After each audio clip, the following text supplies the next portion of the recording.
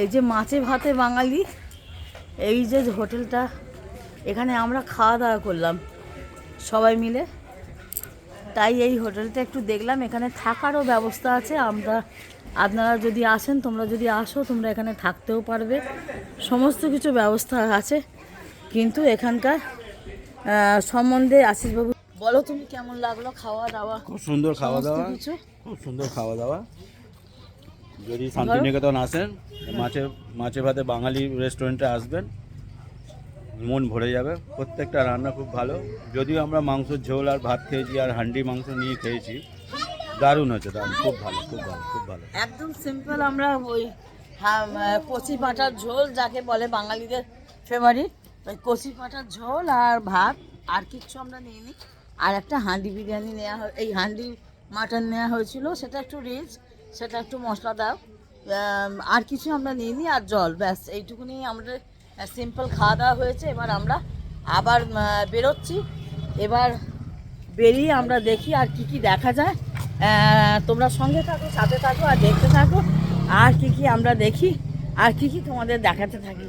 একটু ফ্রেশ হলাম, মুখে টুখে জল টল দিলাম, কারণ এতক্ষণ ঘোরাঘুরি করছি তো সকাল থেকে, একটু টায়ার্ড হয়ে পড়েছি। তোমরা চলো। আর একটা কথা বলবো, একদিনে তোমরা যদি শান্তিনিকেতন ঘুরতে চাও, তাহলে কিন্তু সুন্দরভাবে তোমরা ঘুরতে পারবে, যদি তোমাদের প্ল্যানিংটা যদি ঠিক থাকে। শান্তিনিকেতনে এসে যে থাকতেই হবে এমন কোনো কথা নেই। কি হলো, এখানে এসে যে তোমাদের, দাঁড়াও গাড়িতে উঠে তারপরে তোমাদের সঙ্গে, না তারপর বাবা নেমা না, জলটা ব্যাগে ঢুকিয়ে না। যাই হোক, তোমাদের যেটা বলছিলাম, একদিনে যদি তোমরা ট্যুর করতে চাও, তোমরা কিভাবে ট্যুর করবে? বাইকটা সকালবেলা উঠে 5টা থেকে গাড়ি যদি বুক করো, 5টা এরকম গাড়ি চলে আসবে। প্রথমে তোমরা কভার করবে, যদি মেলার সময় আসো তাহলে তো 1 সপ্তাহ থাকলেই ভালো হয় আর কি। কিন্তু অনেকটা সময় সাপেক্ষ ব্যাপার, সকলের তো সময় অগাধ নেই, আর অনেক টাইম নেই। এখন মানুষ অল্প সময়ের মধ্যে সমস্ত কিছুকে কভার করতে চায়, এটাই হচ্ছে বড় কথা। আমার এই দরজাটা ভালো লক হয়ে যাবে, এই হচ্ছে ব্যাপার। অল্প সময়ের মধ্যে সবাই সব কিছুই একটু ঘোরাঘুরি করতে চায়। তারপর সময় কম, অফিসের ছুটি কম, যেটা আমার জামাইয়ের ভীষণভাবে সমস্যা হয়। যার জন্য আমরা আজকে সানডে, আজকে মেলাটা বসছে বলে ওর অনেক দিনের ইচ্ছে ছিল এইটা একটু পৌষ মেলাটা আসবে, পৌষ মেলাটা একটু করবে, ব্লগ করবে। তোমরা সবাই জানো ব্লগ উইথ সুদীপ্ত। হ্যাঁ, এই যে ব্লগ সুদীপ্ত। আমি ঠিকঠাক বলতে পারি না,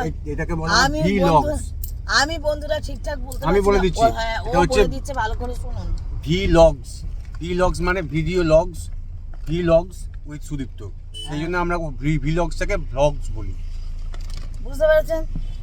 আমার অনেক কিছু বলতে বলতে হাঁপিয়ে যাই, দম আটকে যায়, অনেক কিছু গন্ডগোল হয়।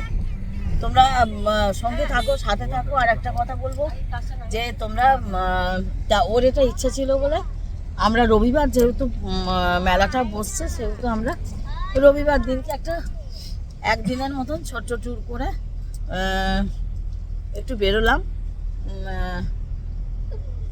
নাতি আছে বাড়িতে, সবাই জানো, একটু ভালো লাগে। তবে এবারে আমরা সবাই বলতে মেয়ে, জামাই, আমার নাতি আর আশিসবাবু, এই 5 জনেই আমরা বেরিয়েছি।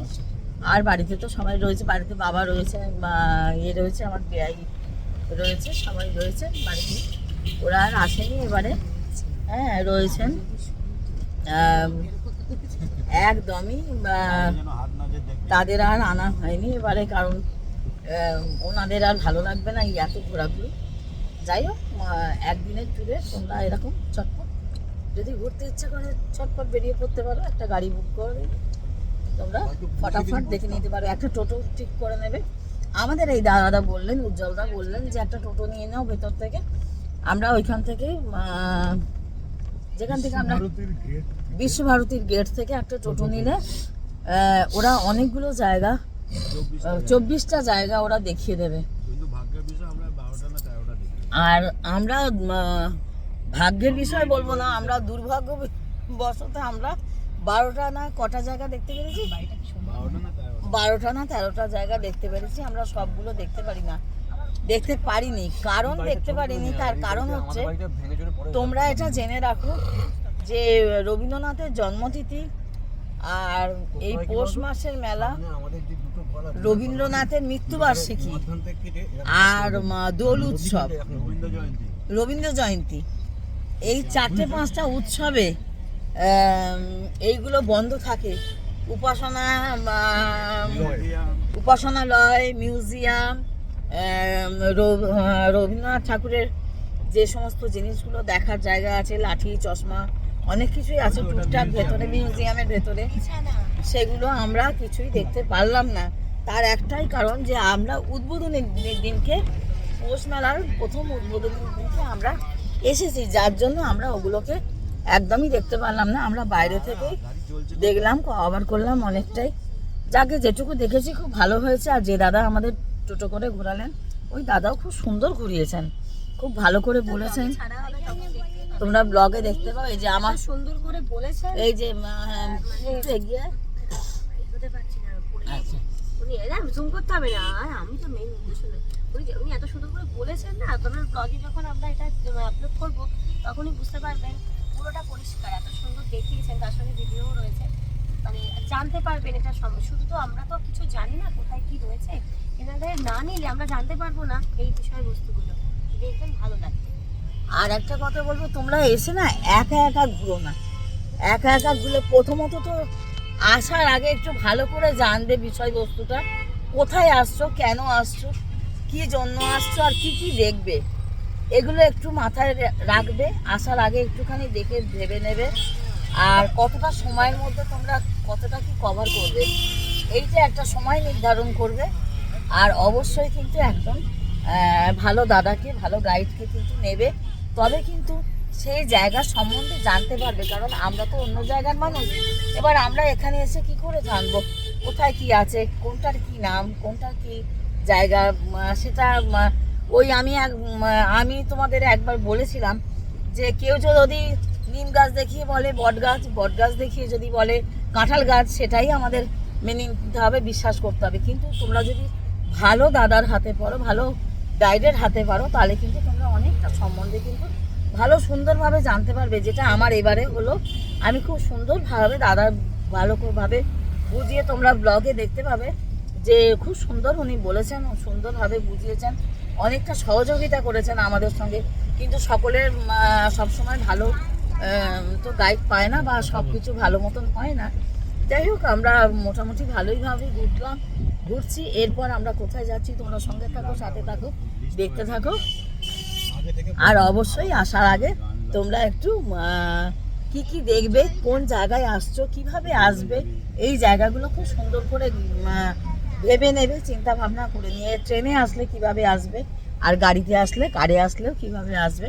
মোটামুটি 10টার আগে কি 9:30টার আগে তোমরা যদি একদিনের ট্যুর করো পৌঁছে যেতে পারবে। আর যদি খুব ভালোভাবে খুঁটিয়ে শান্তিনিকেতনকে দেখতে চাও, তাহলে তোমাদের কিন্তু মিনিমাম 7 দিন থাকতে হবে। এটা কিন্তু আমাদের এটা আমাদেরকে অনেকেই বললো মিনিমাম 7 দিন থাকতে হবে, তাহলে এখানে কভার করতে পারবে। কারণ এখানে সব দিন সবটা খোলে না, এটা একটা বিশেষ ব্যাপার। তুমি যদি উপাসনালয়ে যদি বুধবার খোলা পাও, তাহলে তুমি আবার মিউজিয়াম বুধবার খোলা পাচ্ছ না, সেখানে তোমাকে শুক্রবার অবধি অপেক্ষা করতে হবে, শুক্রবার হয়ে যাচ্ছে। আবার আরেকটা জায়গা তোমাকে তুমি যদি সেখানটা যদি শুক্রবার খোলা পাও, আবার আরেকটা জায়গা সোমবার হয়ে যাচ্ছে। এইভাবে সারাটা সপ্তাহ পুরো কভার হয়ে যাবে, এই হচ্ছে ব্যাপার। তোমরা যাই হোক, আমি বলবো তোমরা যেভাবে আসো খুব সুন্দরভাবেই ভালোভাবে দেখতে পাবে। বুধবার না এলে আবার উপাসনালয় দেখতে পাবে না। আবার উপাসনালয় 7টা থেকে 8টা পর্যন্ত খোলা থাকে। ভীষণ ভাবে, এই যে আমার মেয়ে কিছু বলবে, বন্ধুরা তোমাদের।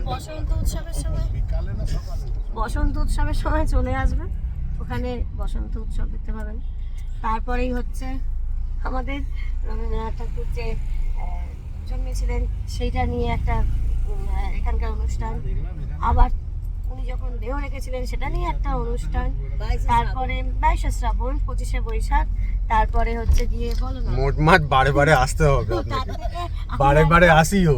আর তার থেকে একদম যদি 1 বছর বুক করে নেন মোটামুটি সমস্ত অকেশনগুলো কভার হবে, কারণ একটা দেখতে হলে একটা দেখতে পাবেন না, তার থেকে গোটা বছর তুই থেকে যাওয়া ভালো।